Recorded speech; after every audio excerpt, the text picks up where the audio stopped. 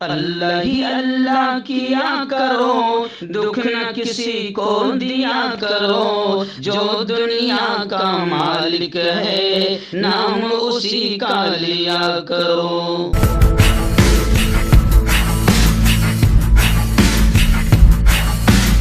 तकमीली तलबीना ताकत, सेहत और शिफा के लिए सुन्नत और तिब्बे नबवी का बेहतरीन नुस्खा। अभी ऑर्डर करें, कम पैसे में हमारे साथ बिजनेस शुरू करें। भारत भर से डिस्ट्रीब्यूटर और होलसेलर बनने के लिए अभी कॉल करें 9579591975। Takmeeli food products private limited, Malegaon, India. जोड़ों की पुरानी से पुरानी लाइलाज तकलीफ जैसे घुटनों का दर्द, पीठ और कमर का दर्द, कंधे, गर्दन और पैरों में दर्द के लिए संधि प्लस देसी शिफा लाए हैं मर्द और औरतों के तमाम गुप्त रोगों का इलाज। पहली खुराक में हैरत अंगेज़ असर देखें। अगर आप हमसे इंडिया और इंडिया से बाहर दवाई हासिल करना चाहते हैं, स्क्रीन पर दिए गए नंबर पर कांटेक्ट करें। Thank you. अस्सलामु अलैकुम वरहमतुल्लाहि वबरकातुहू। नाज़रीन, इस्तक़बाल है, स्वागत है आपका viral news live studio Jalgaon, Maharashtra, India में। मैं आपका मेज़बान मुफ्ती मोहम्मद हारून नदवी। आइए प्यारे मुल्क भारत की बहुत ही ख़ास बड़ी 10 अहम ख़बरों पर नज़र डालते हैं। जी हाँ नाज़रीन, सबसे पहले मैं अपील करूँगा जो साथी नए हैं और अभी तक इस बेबाक सच्चे चैनल से जुड़े नहीं हैं, अगर आप चाहते हो कि आपको मुल्क भारत की और पूरी दुनिया की सही और सच्ची खबरें देखने और सुनने को मिले, तो फिर आप इस चैनल से जुड़ जाइए। सब्सक्राइब कर लीजिए हमारे इस चैनल को, बेल आइकॉन घंटी के बटन को भी दबा दीजिए ताकि हमारी हर वीडियो, हर खबर आपको आपके मोबाइल पर मिल सके। और हाँ नाज़रीन, हम हर रोज़ एक अपील करते हैं कि प्लीज़, ये एक प्राइवेट चैनल है और चैनल चलाने के लिए पूरी एक टीम काम कर रही है, बड़ा रुपया पैसा खर्च होता है। अगर आप चाहते हो कि ऐसे चैनल जो जुल्म और जालिमों के ख़िलाफ़ बेबाक अंदाज में बोल रहे हैं, अगर आप ऐसे चैनलों को मजबूत करना, बाकी रखना चाहते हैं, तो प्लीज़ आप चैनल की फाइनेंशियल हेल्प, माली ताउन, माली मदद ज़रूर कीजिए। स्क्रीन पर आप नज़र डालें, हमारे चैनल का बैंक अकाउंट नंबर भी दिया जाता है। और अगर आप ऑनलाइन पैसा भेजकर मदद करना चाहते हैं तो गूगल पे, फ़ोन पे और पेटीएम, तीनों का एक ही नंबर है 9923223361। अल्लाह ने जो भी आपको ताकत दी है उस एतबार से हर दिन या हफ्ते या महीने में एक बार ही सही 200, 500, 1000 रुपये आप पाबंदी के साथ हर माह मदद करें और चैनल को मजबूत करें, चैनल की मदद करें। जी नाज़रीन, पहली बड़ी खबर मैं आपको बता दूं कि गुज़िश्ता कल अल्हम्दुलिल्लाह हम लोग रियासत मध्य प्रदेश के उस शहर खरगोन गए थे जहाँ पर रमज़ान में ज़बरदस्त अंदाज में फ़साद फूट पड़ा था और वहाँ मुसलमानों की दुकानों, मकानों, कब्रस्तान, मस्जिदों को निशाना बनाया गया था और काफ़ी जुल्म का शिकार हुए थे वहाँ के मुसलमान। खैर, उसके बाद में फिर हुकूमत ने भी जिस तरीके से आतंक का नंगा नाच वहाँ पर किया, वो भी सारी तस्वीरें हम आपको दिखाते रहे। खैर, गुज़िश्ता कल हमारे शहर से एक वफ्द जो है 4-5 लोगों का वहाँ पहुँचा था, क्योंकि वहाँ पर भी अभी फ़िलहाल 144 लगा दी गई है, इसलिए हमने उसका ख्याल रखा और कल हम 4-5 लोगों का काफ़िला खरगोन गया और वहाँ पर हम लोगों ने 2-3 लोगों ने मिलकर बाकायदा जो मुतासरीन हैं उनसे मुलाकात की, उनके घरों पर गए, उनका टूटा मकान, उनके जले हुए मकानात को देखा, उनको तसल्ली दी, ढारस दिया। और आप जानते हैं कि जमीयत उलमा मुल्क की फ्रीडम फाइटर मूवमेंट है जिसने मुल्क की आज़ादी में काम किया था और आज़ादी से लेकर आज तक जमीयत उलमा अगर कहीं पर भी ज़मीनी आफत होती है या आसमानी आफत होती है या दंगे या फसाद होते हैं तो सबसे पहले ज़ात और धर्म देखे बग़ैर मदद करने के लिए अगर कोई पहुँचता है तो वो जमीयत उलमा पहुँचती है। अल्हम्दुलिल्लाह, मैं 15 साल से जमीयत उलमा का सदर हूँ। तो मैं, मेरे साथ अलहाज अब्दुल करीम सालार साहब, प्रोफेसर इकबाल शाह, जनाब अब्दुल वहाब मलिक और जनाब अब्दुल अजीज़ सालार साहब, हम वहाँ पर पहुँचे और वहाँ पर बाकायदा मुतासरीन से मिले, वहाँ के ज़िम्मेदारान से मिले, वहाँ के जमीयत उलमा के सदर हाफिज़ चांद साहब है, सेक्रेटरी मुफ्ती मुसफ़ साहब है, हाफिज़ शुआइब साहब है, ऐसे ही वहाँ जमात इस्लाहुल मुस्लिमीन के ज़िम्मेदार अल्ताफ़ आज़ाद साहब है, फ़ारूक भाई है, तमाम लोगों से मुलाकात की, सारे हालात को जाना। जुमा में मेरा वहाँ पर तफसीली ख़िताब भी हुआ। वहाँ पर मैंने मुसलमान जवानों से ख़ास तौर से कहा कि प्यारे बच्चों, तुमको उकसाने की, भड़काने की, वरगलाने की कोशिश की जाएगी, तुम पर को रोड पर लाने की कोशिश की जाएगी, तुमको गुस्सा दिलाया जाएगा।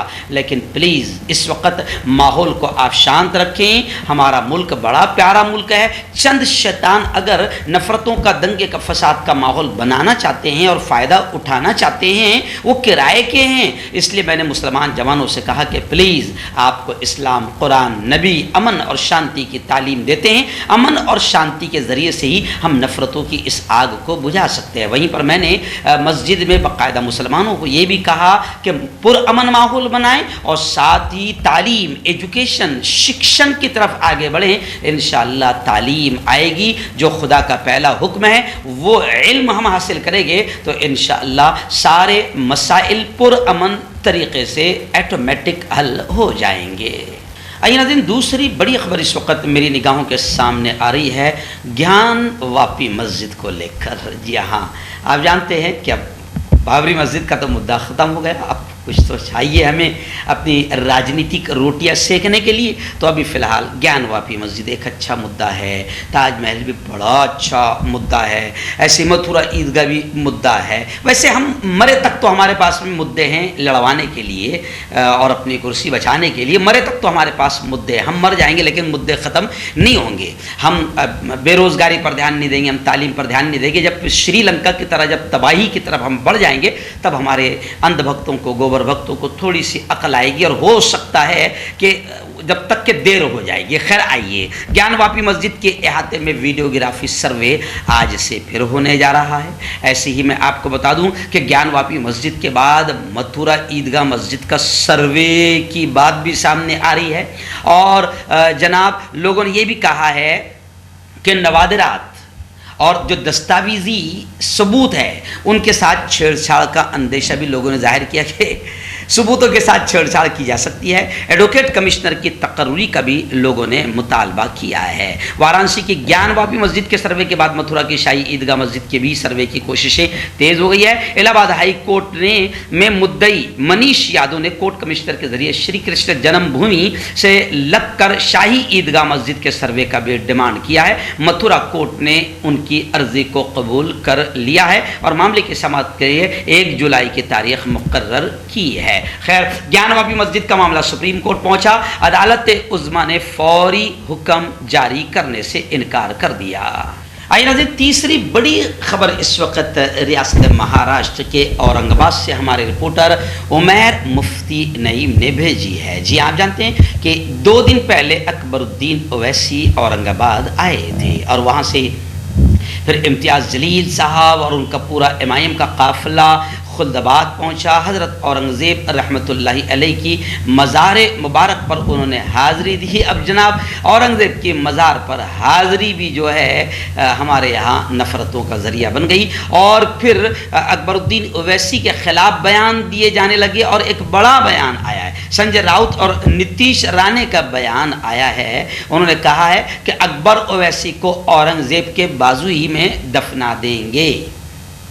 जी हाँ, 10 मिनट के लिए पुलिस को हटाने का मुतालबा किया तो जाहिर बात है कि ये शरारती बयान ही है। लेकिन फिर अकबरुद्दीन ओवैसी ने पलटवार करते हुए, जाहिर बात है कि इनकी ज़बान का मुकाबला तो नहीं हो सकता, तो उन्होंने कहा अकबरुद्दीन ओवैसी ने कि जिसको घर से निकाल दिया गया और जिनकी पार्टी के पास एक MP मेंबर पार्लियामेंट नहीं है वो भौंक रहे हैं, भौंकने दो। यानी उन्होंने बड़ा इशारा सीधा राज ठाकरे की तरफ किया, हालांकि नाम नहीं लिया। लेकिन आजकल जनता इतनी बेवकूफ़ तो नहीं है, अभी तो मुंह खोलो तो लोग समझ जाते हैं कि किसकी तरफ इशारा हो रहा है। तो खैर उन्होंने साफ तौर से कहा अकबरुद्दीन ओवैसी ने कि जिनको घर से निकाल दिया गया, जिनकी पार्टी के पास एक MP नहीं, वो भौंक रहे हैं, कोई फ़र्क नहीं पड़ता।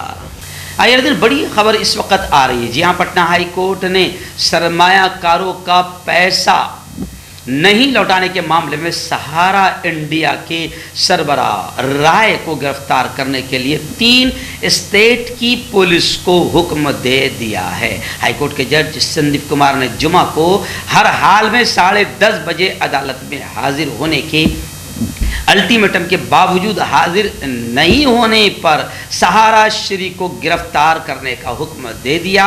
पटना हाई कोर्ट ने 3 स्टेट्स की पुलिस को आदेश जारी कर दिए हैं कि किसी भी तरीके से सहारा श्री को यहाँ लाया जाए।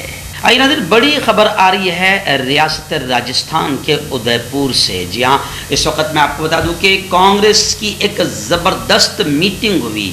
जी हाँ, चिंतन शिविर।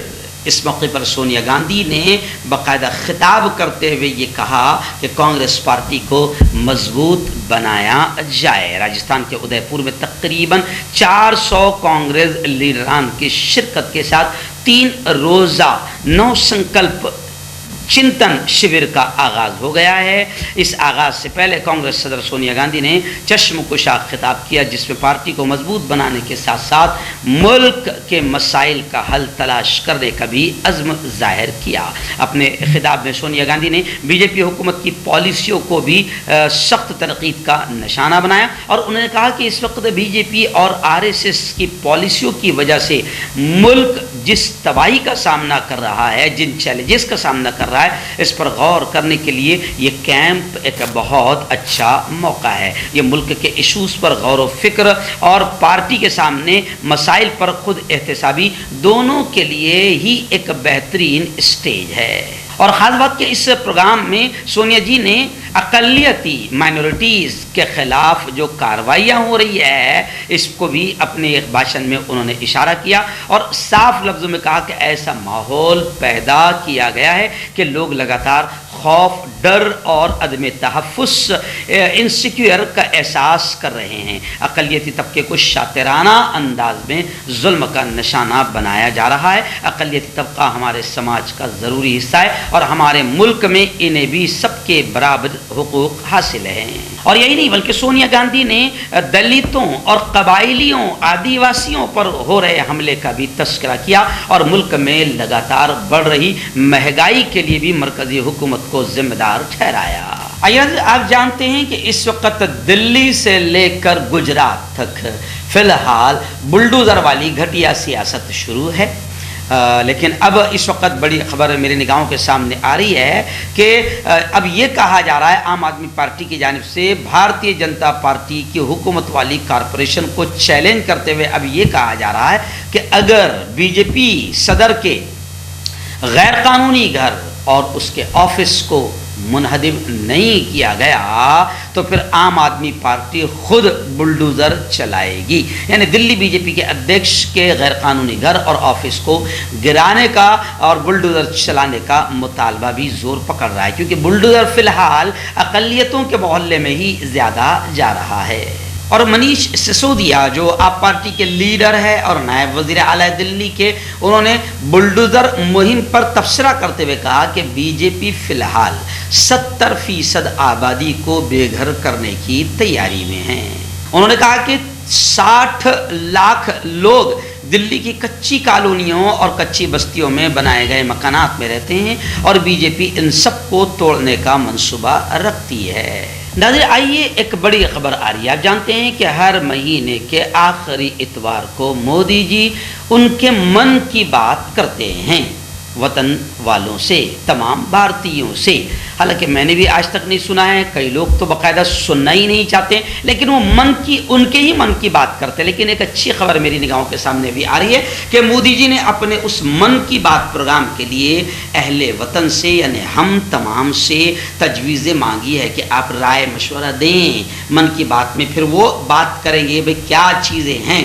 तो अब मेरा आपका मशवरा क्या है वो तो नहीं मालूम, लेकिन मेरा मशवरा ये है कि मोदी जी खरगोन फसाद में बग़ैर इजाज़त के निकाली गई रैली पर भी बात करें और प्रशासन को हुक्म दें कि उन पर कड़ी कार्रवाई की जाए। ऐसे ही मोदी जी हिम्मतनगर और खंबात में हो रहे आतंक जो उस पर भी बात करें। ऐसे ही मैं ये मशवरा देना चाहता हूँ कि मोदी जी वो जो बुलडोज़र आमतौर से माइनॉरिटीज़ की दुकानों और मकानों पर चल रहा है, आप उस पर भी ध्यान दें। ऐसे ही मोदी जी को मैं एक राय दूंगा कि मोदी जी वो जो शाहीन बाग की तरफ भी बुलडोज़र बढ़ रहा है और जहांगीरपुर मैनपुरी में सुप्रीम कोर्ट का आदेश आने के बावजूद भी बुलडोजर चलता रहा, नहीं रुका, थोड़ी देर के बाद रुका, जब तक कि काफ़ी तबाही मच गई। मन की बात में आप उस पर भी बात कीजिए। और मोदी जी से मैं ये राय देना चाहूँगा कि मोदी जी वो जो मुल्क में नफरतें फैला रहे हैं, नफरती चिंटू नफरतें फैला रहे हैं, जिसकी वजह से मुल्क तबाही की तरफ बढ़ रहा है,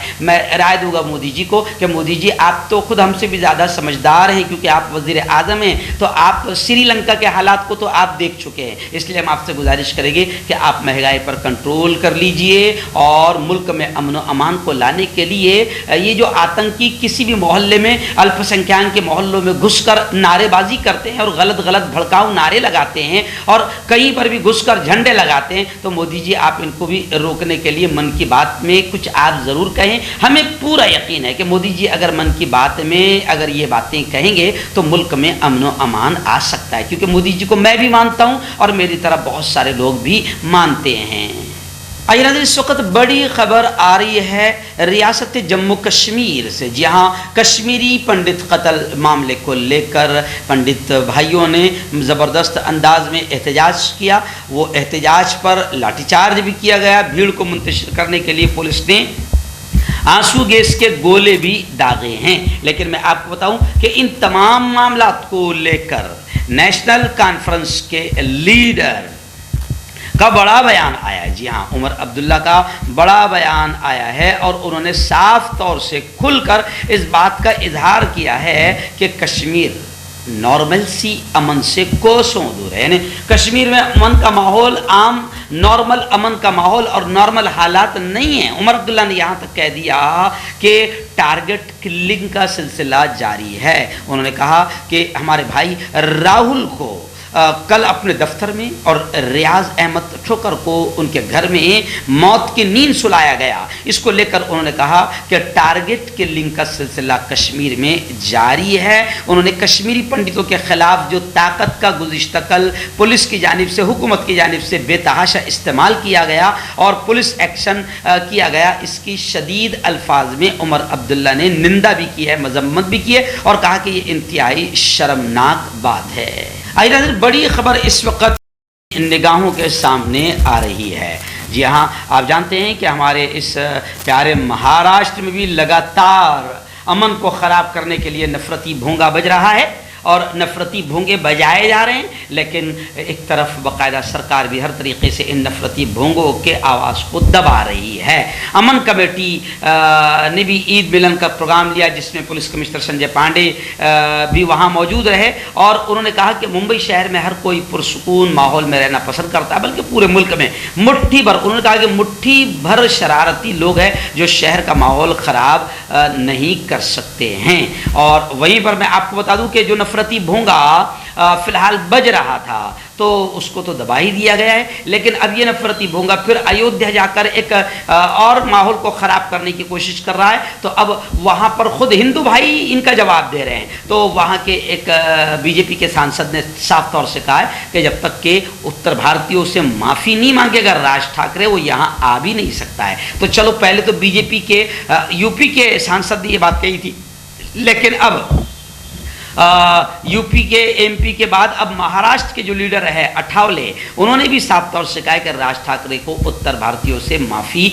मांगना चाहिए। और यही नहीं बल्कि खबर ये भी आ रही है कि ऐसे लोग जो नफरत फैला रहे हैं तो इनकी सिक्योरिटी और बढ़ाई जा रही। तो खबर आई कि राज ठाकरे की सिक्योरिटी में इजाफा हो गया है, एक इंस्पेक्टर और एक हवलदार बढ़ा दिया गया है, लेकिन फिर भी मनसे के लोग एक ही इंस्पेक्टर और एक हवलदार के बढ़ाने से बड़े ना खुश है। लेकिन कुछ लोग तो कमेंट कर रहे हैं कि ऐसे लोगों की हिफाजत का मतलब क्या है। ऐसे लोगों से कहा जाए कि तुम नफरतें छोड़ दो, नफरती भोंगा बजाना छोड़ दो, तो लोग तुमसे मोहब्बत करने खुद ही लग जाएंगे, कोई तुम्हें तकलीफ देने के बारे में सोचेगा ही नहीं। आइए नाज़रीन, आखिरी बड़ी खबर इस वक्त मेरी निगाहों के सामने रियासत महाराष्ट्र के नांदेड़ शहर से आ रही है। जी नांदेड़ में मुस्लिम एडवोकेट फोरम ने नांदेड़ की जानिब से नांदेड़ अदालत में एक बहुत शानदार ईद मिलन तकरीब का इनेकाद किया। मुस्लिम एडवोकेट फोरम नांदेड़ की जानिब से अहाते अदालत में ईद मिलाप का ये प्रोग्राम अमल में आया। इस ईद मिलाप तकरीब की सदारत नांदेड़ के प्रिंसिपल डिस्ट्रिक्ट जज श्रीकांत साहब साहब ने फरमाई, जबकि मेहमान खुसूसी की हैसियत से ज़िला सरकारी वकील आशीष साहब, ऐसे नांदेड़ बार एसोसिएशन के सदर एडवोकेट सतीश साहब, मुस्लिम एडवोकेट फोरम के सरपरस्त एडवोकेट MZ सिद्दीकी, फोरम के नायब सदर एडवोकेट मोहम्मद मोयुद्दीन मुईद वगैरह मौजूद थे और ये बड़ा शानदार प्रोग्राम नज़र आया। और यकीन मानिए अब ऐसे ही प्रोग्राम्स या अलग अलग अंदाज में एकता के मिलन के प्रोग्राम की ही इस मुल्क को ज़रूरत है, ताकि नफरती भोंगे नफरत फैलाने में कामयाब न हों। क्यों होता है जोड़ों में दर्द, क्यों रहती है जोड़ों में जकड़न, क्यों हो जाती है जोड़ों में सूजन, क्यों बन जाती है जोड़ों में गांठ, क्यों थम सी जाती है जिंदगी। जोड़ों की पुरानी से पुरानी लाइलाज तकलीफ जैसे घुटनों का दर्द, पीठ और कमर का दर्द, कंधे, गर्दन और पैरों में दर्द के लिए संधि प्लस प्लस एक संजीवनी बूटी की तरह है, या यूं कहे कि एक स्थायी इलाज साबित हो चुका है। लाखों लोग इसे अपना चुके हैं और दर्द पर विजय प्राप्त कर चुके हैं। जब हम नियमित रूप से संधि प्लस प्लस से मालिश करते हैं तो त्वचा इसे तुरंत ऑब्जर्व करके जोड़ों के सूक्ष्मतम अवस्था में पहुंचा देती है, जिससे जोड़ों में ब्लड का सर्कुलेशन बढ़ जाता है और जोड़ों के मांसपेशियों में मजबूती आती है। आंतरिक सूजन समाप्त हो जाती है, जिससे दर्द में आराम तो मिलता ही है, साथ ही साथ जोड़ों में नई शक्ति भी आती है। हमारे ये प्रोडक्ट ना कि किसी बाजार में मिलता है और ना ही मेडिकल शॉप पे, इसलिए इसे पाने के लिए अभी स्क्रीन के नंबरों पे कॉल करें और ऑर्डर करें।